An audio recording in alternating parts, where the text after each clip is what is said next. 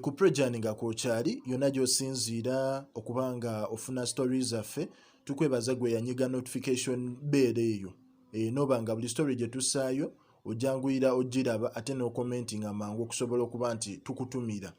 Yes, Dubai, Saudi Arabia, Qatar yonna gye musinziira okuba ku Prejani mukola omulimu gw'amaanyi. Jordan waliwo mwana mulenzi oba mulenzi wa muwala Makwini, waliwo no Abu, tulina Esther Kamoga, tulina waliwo gwayita Happy Janat, tulina Arisha Bamariat, tulina Nazefa, yes, Kakinina Farida yonna gye musinziira okuba nga mukomentinga tubeebaza okuba nga ku Prejani kwe muli.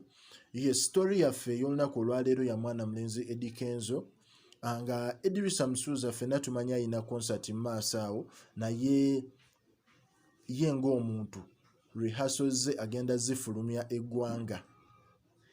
Omuyimbi ono asuubiza okuba nti ayagala okutuwa best performance ku festival ye. Ffenna tugimanye egenda baayo wali nga 28 March. Egenda baayo 28 March. N'ekirala twagala okwebaza Cindy. Concert ye yabadde very successful. Omukyala yajjuza cricket oval. Mu history yagenzeemu kale tumwebaza.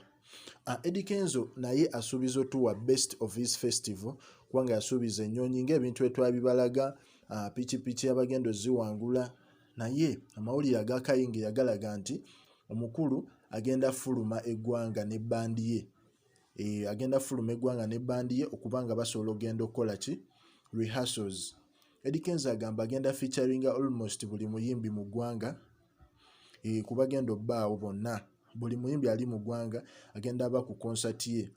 Osegeera omuyimbi Eddy Kenzo agambye nti rehearsals ze zigenda beera mu West Africa. Zigenda beera mu West Africa.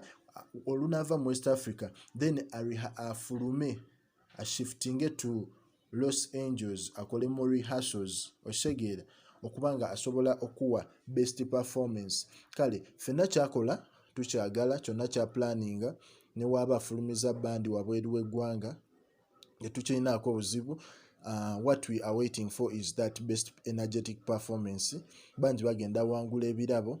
Kale yonna gye weekuumira ku Prejani Media TV, likinga, subscribinga, commentinga. Weebale nnyo.